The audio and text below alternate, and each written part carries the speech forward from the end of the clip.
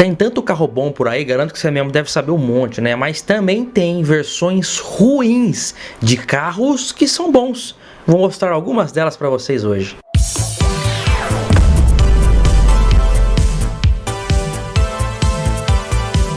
Olá amigos do canal PL, vem para essa nostalgia maravilhosa. O canal PL está aqui para quem tem fraco por nostalgia forte. Agora, tem uma versão rara de um carro bom que nós temos aqui, que é o nosso Fusca Série Prata. Nós vamos sortear agora no final do ano. Se você ainda não garantiu a sua cota, por apenas 99 centavos você está concorrendo ao nosso Fusca, que será sorteado agora no final do ano. Bom, começando com os refrigerados a ar, em meados ali dos anos 70, todo mundo sabe, já falei aqui, a crise do petróleo teve o primeiro impacto ali em 73, 74 e depois teve o segundo impacto no final dos anos 70. E a estratégia do Brasil para fazer frente à escalada astronômica dos preços da gasolina, o preço da gasolina catapultou realmente nessa época, e uma das soluções encontradas por aqui, que aliás eu sou um grande defensor até hoje, eu acho que o Proálcool é uma boa alternativa, até ecologicamente correta, porque eu diria, né? E os veículos movidos a álcool começaram a ser desenvolvidos nesse período. O mais bem sucedido deles acho que foi o Fiat 147. O Corcel 2 também foi a Belina, a linha Corcel foi uma linha que realmente se deu muito bem também com o álcool. Mas a Volkswagen também desenvolveu seus modelos que naquela altura, a grande maioria, com exceção do Passat, era refrigerada a ar. Tem uma versão muito ruim da Brasília que saiu nessa época, que era a Brasília movida a álcool. A Brasília comum, como nós estamos acostumados, sem exceção, era 1600. Não existe Brasília 1500. Nunca existiu. Tem esse boato aí que as primeiras Brasílias eram 1500. Isso não é verdade. Brasília sempre 1600, com exceção do modelo a álcool que surgiu ali já em 1980. Realmente essa versão era muito ruim pelas soluções mecânicas que foram adotadas ali. O motor de 1600 passou para 1300. Essa iniciativa foi, acho que, para buscar uma maior economia, mas o motor refrigerado a ar não consegue funcionar movido a álcool com apenas um carburador, então teve que ser ali colocado uma dupla carburação também no motor 1300 movido a álcool, e o câmbio também foi encurtado para facilitar o fraco desempenho que o motor tinha realmente. Então foi colocada uma relação 8:35, que era a mesma relação usada nos Fuscas 1300 a gasolina. Realmente essa versão não deu muito certo no mercado, saiu de cena pouco tempo depois, ficou ruim, a verdade é essa, ficou ruim, o desempenho do carro era muito ruim, muito baixo realmente, e foi tirada de cena logo. Essa versão virou um mico comercial e hoje é até difícil encontrar uma ainda original, porque a grande maioria, com o passar dos anos, tiveram um motor 1600 a gasolina instalado lá. Mas geralmente o câmbio curto permanece. Então se você vê o câmbio curto, pode ser ali já dos anos 80 que ela seja o modelo a álcool. Também tinha o diferencial do reservatório de gasolina para a partida a frio, que ficava na frente, lá no porta-malas. Você identifica uma Brasília movida a álcool, mas realmente é uma versão ruim de um carro bom. Vamos falar agora de Ford Del Rey, né? Teve a virada ali para os anos 80 e a nova tendência eram carros econômicos, buscavam carros econômicos. O Ford Landau ainda estava em linha, mas já havia previsão de ele ser retirado, né? O Ford Landau foi produzido até 1983. Em 1981 foi lançado o Ford Del Rey, que era basicamente um Corcel 3 volumes, um Corcel sedã, recheado de todos os acessórios que eram possíveis para a marca colocar na época: relógio digital, vidro elétrico, espelho elétrico, né, e tudo mais. Porém o motor ainda era o mesmo motor da linha Corcel, o motor 1.6 de origem Renault. Na verdade, de 81 até 84 esse motor Sierra foi utilizado. Para 1985 eles renomearam o motor para CHT. Houve algumas evoluções mecânicas no projeto. O resultado é que esse carro tinha um desempenho muito ruim, principalmente somente se fosse equipado com câmbio automático de 3 marchas. Eram apenas 69 cavalos e um 0 a 100 em 21,6 segundos, com 139 km por hora de velocidade máxima. Esses dados são referentes ao carro com câmbio manual. Eu nem encontrei os dados com câmbio automático, mas eram ainda piores. Então, esse Del Rey 1.6 automático desses primeiros realmente é muito ruim. E eu até acrescento aqui nessa lista outros dois carros que também são carros excelentes, mas que se tornam ruins quando equipados com esse acessório, que é o câmbio automático de 3 marchas, né? Se é antiquado hoje um câmbio automático de 4 marchas, você imagina só um câmbio automático de 3.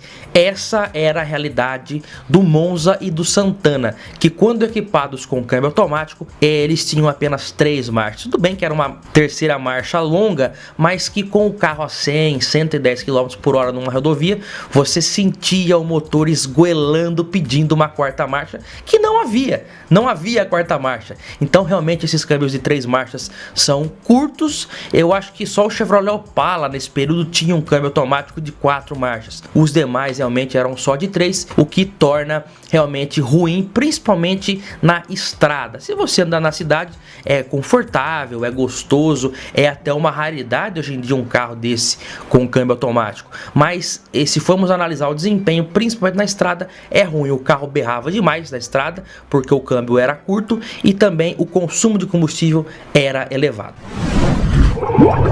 Com o governo liberando a isenção de IPI para carros com até 1.000 cilindradas, o Uno Mille realmente fez um enorme sucesso. As outras montadoras correram para lançar os seus carros também com motor 1000. A Chevrolet fez isso com o Chevette, que era o carro mais barato que eles tinham até o momento.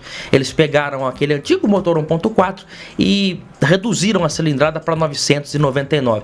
Eles fizeram tudo que era possível para reduzir o peso desse carro, que era um carro pesado e com tração traseira. Você imagina, olha só a receita da Chevrolet, um carro sedã pesado, com tração traseira e o motor de 1000 cilindradas. Eles realmente tiraram tudo que era possível. Retrovisor do lado direito, encostos de cabeça dos bancos, frisos laterais, até os carpetes plásticos do painel e os vidros eram mais finos. Até os vidros eram realmente de uma espessura menor. Mesmo com essa capagem geral, eles não conseguiram fazer o carro ficar mais leve que o Uno, que pesava 795 kg. Já o Chevette Júnior, com todos esses emagrecimentos, pesava 863.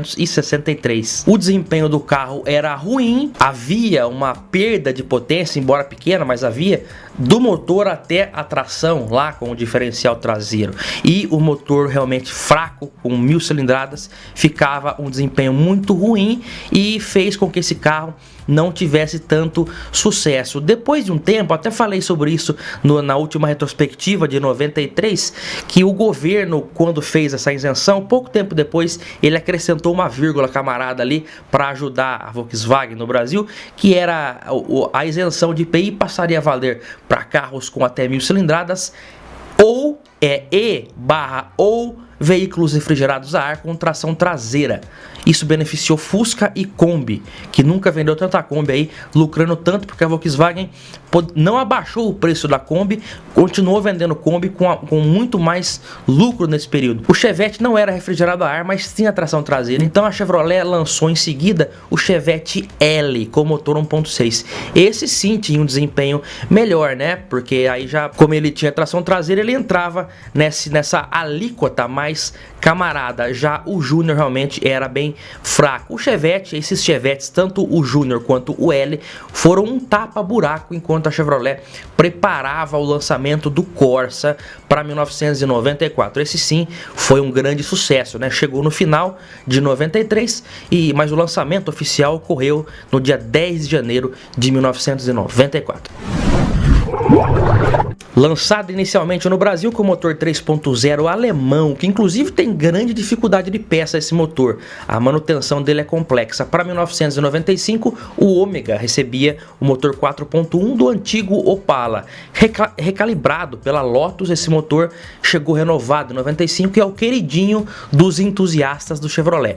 Mas para as versões mais básicas como GL e GLS, a Chevrolet colocou o motor de 4 cilindros. Era um 2.0 a álcool do Monza Cadete, num carro desse tamanho pesando 1.300 kg. Se o velho motor GM Família 2 levava bem um Cadete, aqui a situação era diferente. Com o motor 2.0 movido a álcool, eram 130 cavalos de potência, mas com o peso do carro e a tração traseira, o consumo ficava agressivo e o desempenho ficava bem modesto. Depois disso, a GM até trocou o 2.0 pelo 2.2 a gasolina, que curiosamente era até mais fraco do que o 2.0 usado anteriormente. A realidade é que se você espera um Ômega com desempenho top, e se você andar num 4 cilindros, você vai se decepcionar. Realmente, para quem gosta, o 4.1 é o queridinho dos entusiastas. O 3.0 ele não é tanto devido à dificuldade da manutenção. Manutenção no 2.0 é até fácil, porque é o mesmo motor do Monza, mas como eu disse, o carro é muito pesado e isso prejudica não só o desempenho, como também o consumo, que fica excessivo.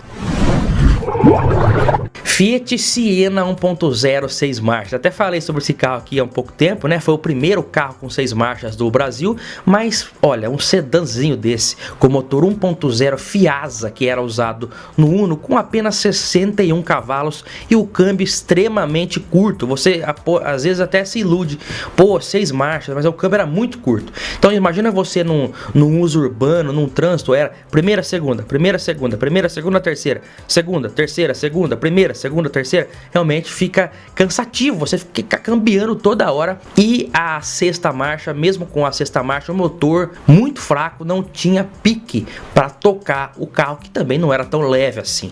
Então o Fiat Siena e até a Palio Wicked, pior ainda, com câmbio 1.0, com motor 1.0 e câmbio de 6 marchas, são versões ruins de carros bons.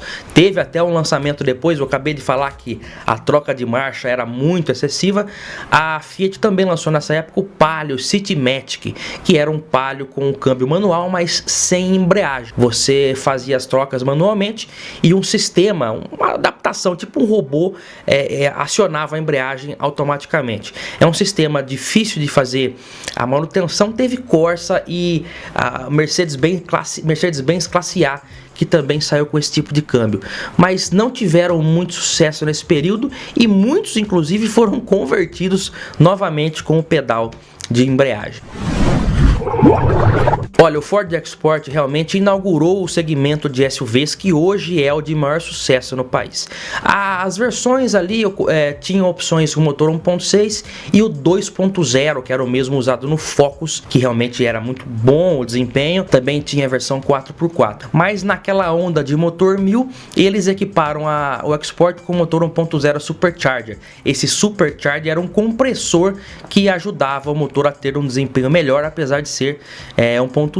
Esse motor, ele levava até razoavelmente o Fiesta, levava bem, mas no EcoSport, um carro pesado com um centro de gravidade mais alto, realmente o desempenho ficava ruim, se tornou um carro fraco com apenas 95 cavalos e essa versão virou um mico comercial, é difícil de vender, pessoas fogem do EcoSport 1.0 e realmente o que mais fez sucesso era o motor 1.6 Rocan e também o 2.0 que era usado, o Duratec, que era usado no Focus. O Polo Classic, importado da Argentina, foi lançado no Brasil em 1996 na tentativa de substituir o antigo Voyage que havia saído de linha. O Polo Classic, apesar de ser um carro gostoso até de dirigir, nunca fez grande sucesso. Ele era equipado com motor 1.8 e para 2001 a Volkswagen teve a ideia de equipá-lo com motor 1.0 16 válvulas, que era o mesmo usado no Gol. Essa versão era fraca, um desempenho ruim, virou um mico comercial. A Volkswagen acho que não aprendeu a lição, porque em 2003 ela lançou novamente um Polo com esse mesmo motor. Dessa vez o Polo já de nova geração, na carroceria hatch, também com o mesmo motor 1.0 16 válvulas. Esse motor era um motor que até tinha um desempenho razoável no caso do Gol, mas que quando chegou aqui, veja bem, quem comprava o Gol 16 válvulas geralmente era um consumidor que já tinha um Gol quadrado com motor AP ou até mesmo um CHT. Então realmente essas pessoas pensavam que a manutenção desse motor 16 válvulas era tão simples quanto a dos motores mais antigos e na verdade não era. Esse motor não é que ele é essencialmente ruim, mas a manutenção dele exigia cuidados específicos que na maioria das vezes não eram feitos por mecânicos aí, muitas vezes que não tinham tanto conhecimento com esse tipo de motor. Isso queimou o carro no mercado.